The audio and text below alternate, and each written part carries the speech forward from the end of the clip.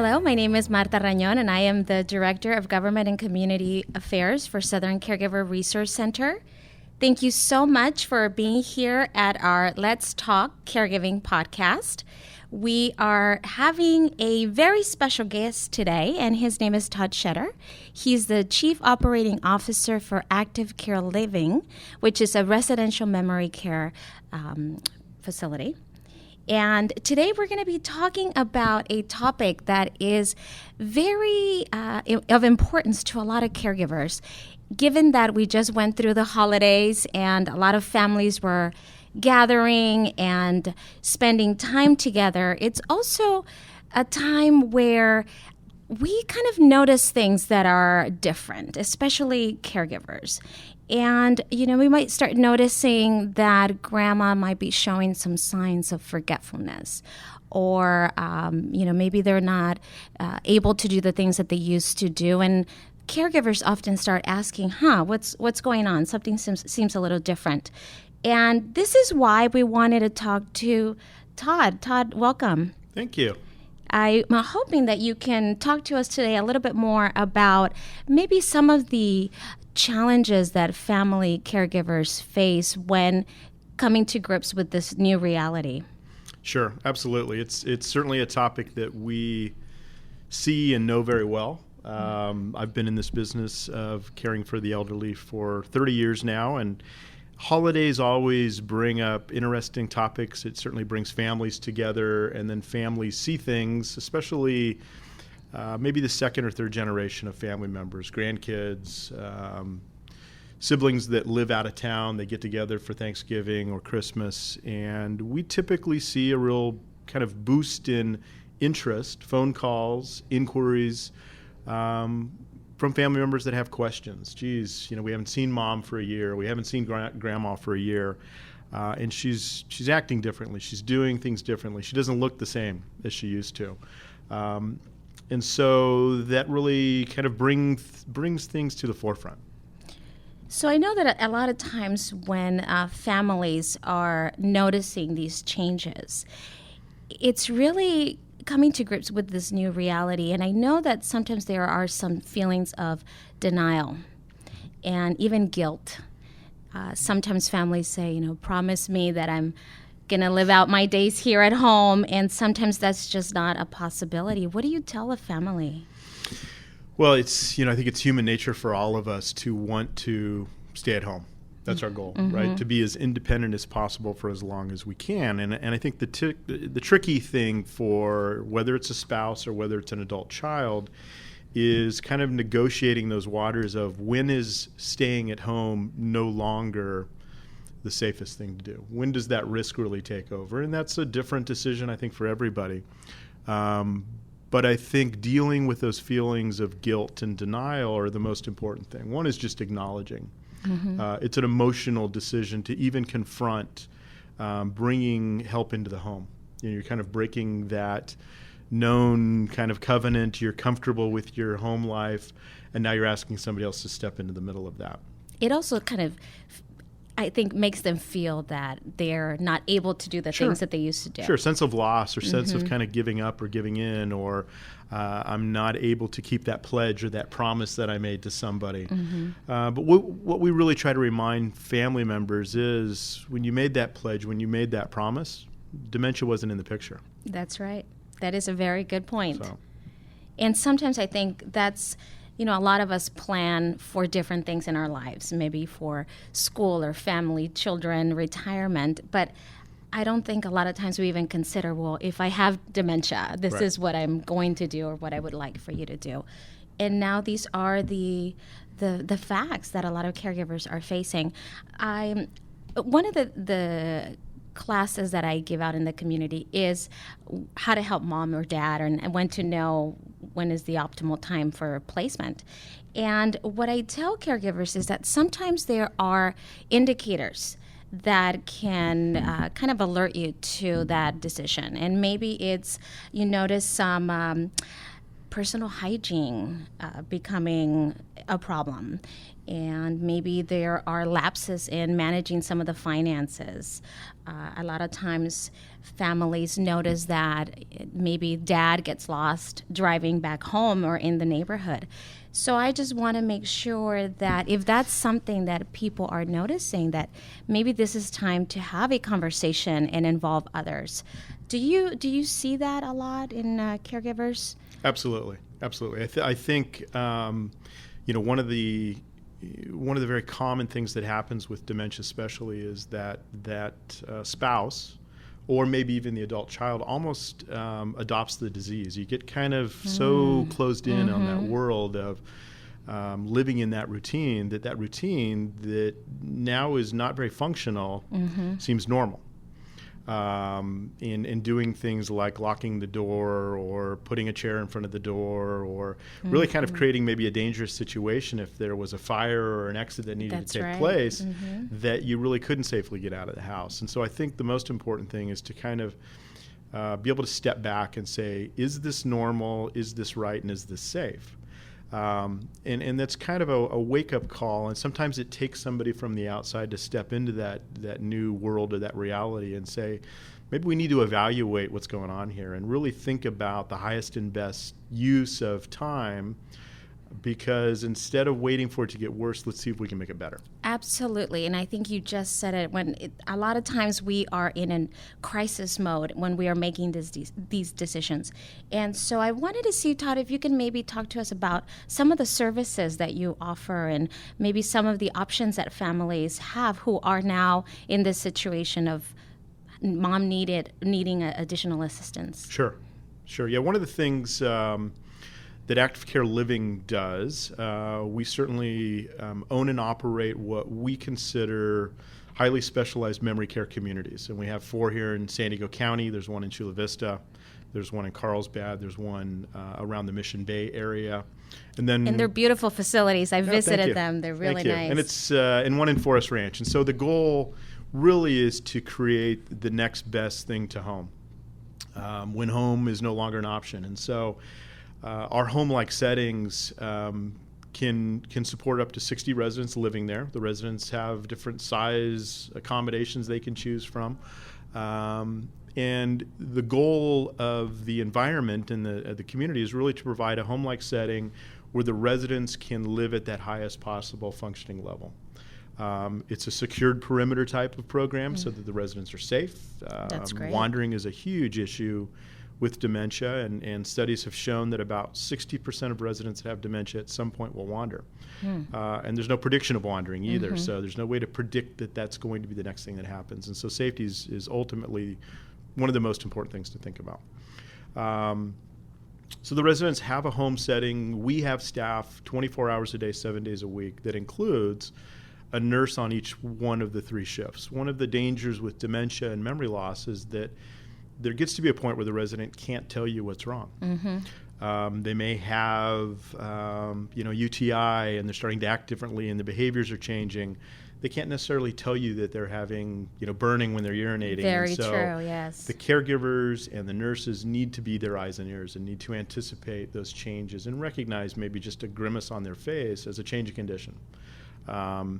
And then ask for a test or call in a mobile x-ray and check if something seems out of place, or maybe somebody's walking a little bit differently than they were yesterday. So it's a level of safety and support in addition to kind of loving, caregiving, an environment so that people can live safely but then enjoy their life. And I think that's what maybe caregivers, having said what you just said, it sets their mind at ease, that because they cannot be there 24/7 and might not be having a nursing background, so they cannot really tend to them all the time. Your staff is able to anticipate, like you said, and even try to figure out what is that body language, what is that behavior telling me, and be able to act accordingly and assist. Right. Well, let's be honest. I mean, not all of us are born to be caregivers, right? Right. I mean, I think that's part of where the guilt and the denial come from is just because my wife or just because my mother or grandmother has dementia, I may not be the best person to take care of them. And I might be able to do that up to a certain point, but I think one of the challenges we see certainly with husbands is once incontinence becomes an issue, and they're now caring for their wife's incontinency and changing briefs and giving showers, that sometimes becomes kind of that line in the sand where they no longer can do that. That's, they can dress and they can escort and they can kind of plan the day, but once it comes into personal care, there's many caregivers that kind of have to draw the line, and I think we all have to kind of respect that we weren't all born ultimately to be caregivers all the way through the end of life. I'm so glad you said that. I think especially from the male perspective, it is something that a lot of caregivers might not voice and therefore not seek assistance because of that shame or even that guilt. But sometimes assistance is needed. Where do they go? Right.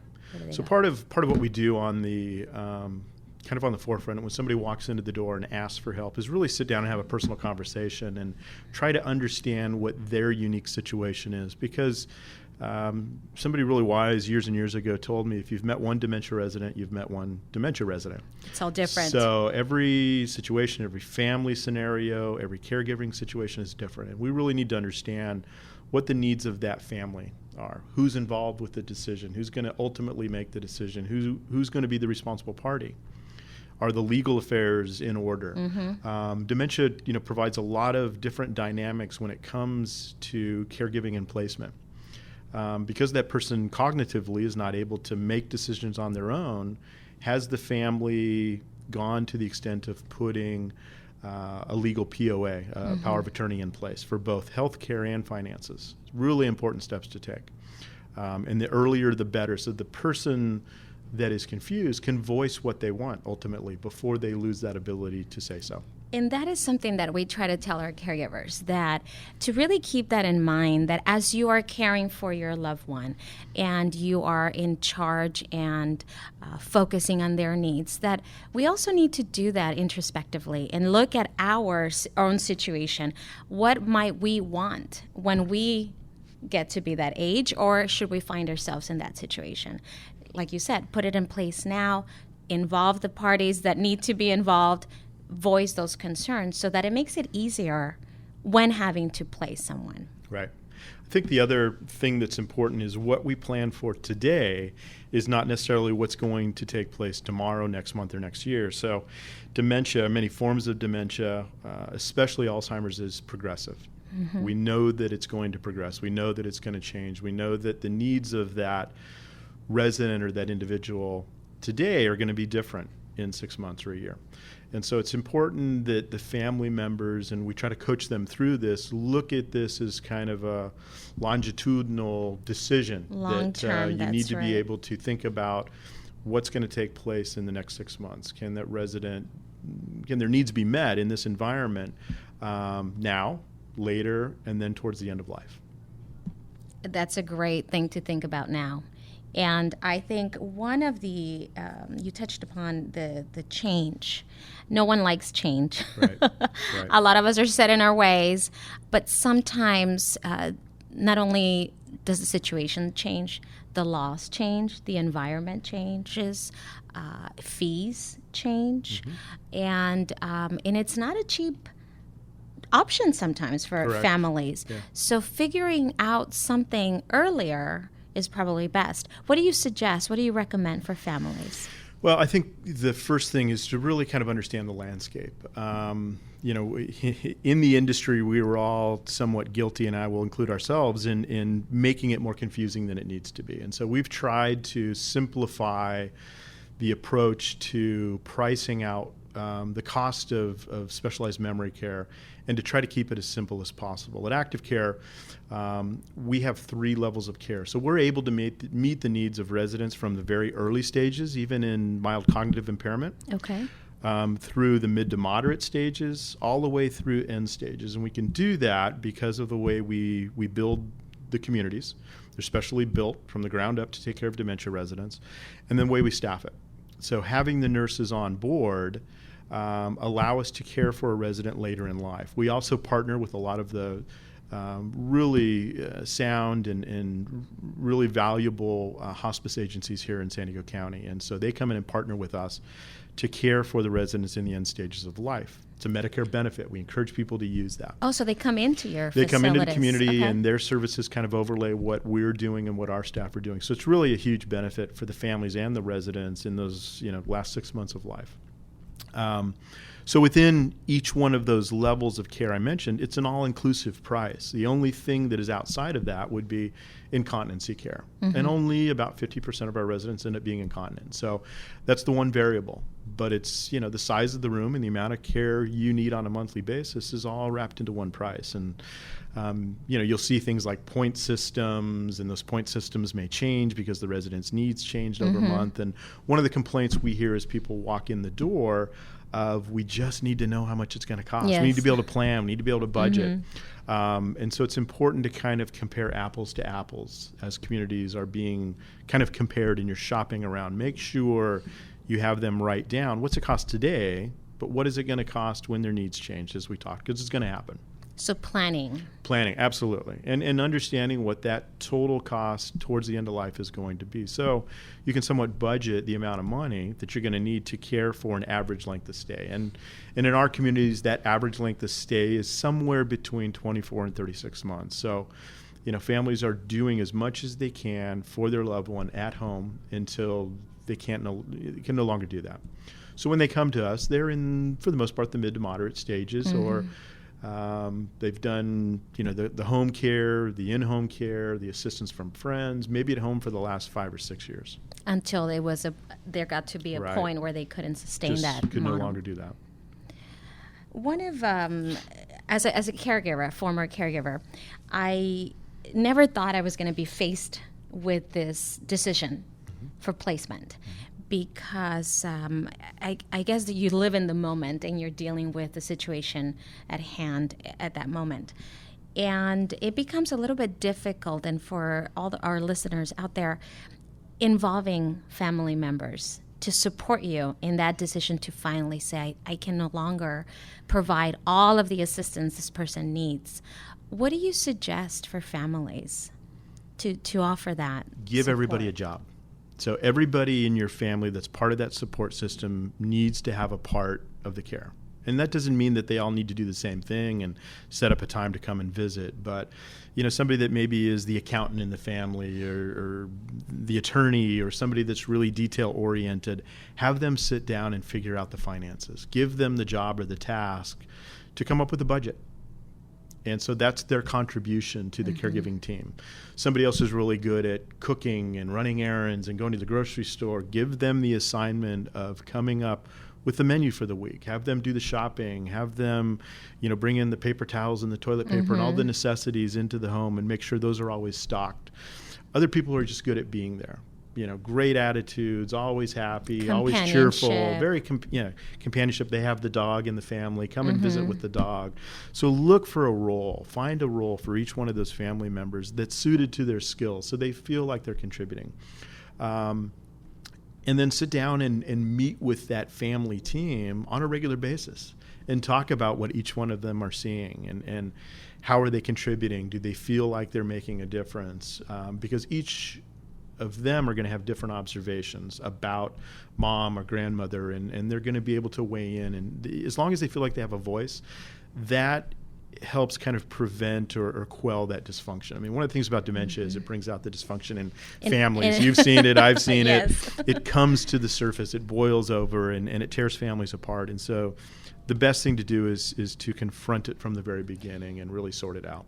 And that is why we wanted to do this topic today, because, like I said earlier, we just went through the holidays, and I'm sure a lot of families noticed things. And so now is the right time to get together. It's after the holidays. You notice the challenges or maybe differences. You might all be wondering, did you see that too? Did you notice this in dad or mom or whoever it is that you're caring for? Now is the time to come together and address those very issues. Yeah, absolutely. Let me tell you just a real quick story. I've got a grandmother that's 97 years old. Lives in Colorado. My parents live in Colorado, my brother and his family. And so, we're the family from out of town. And so when we go and visit, we're able to kind of drop in and see what's going on, but we're not there day to day. And so last year when we were there at Christmas time, my wife and I went to visit my grandmother, who's 97, and at that point was living by herself. And my mom was so proud of that and how independent she was, and they had this whole system worked out. And she had a MedAlert bracelet, or a pendant she wore around her neck. While we were there, my mom went over to help her get dressed one morning, and my grandmother looks at her and says, "What's that thing?" And so it was a huge wake-up call for all of us that this MedAlert pendant, which was the life-saving device that had kept everybody comfortable, she no longer recognized. And if you don't know what it is, then what is the point? She didn't know what it was, which means she didn't know what the dials on the stove were for. She didn't know how to adjust the temperature. And as we were sitting there, my wife and I having a conversation with her, the phone rang during the same visit. And she, one of her daughters from out of town had called, and she said, "Oh, I'm having this wonderful visit with these people."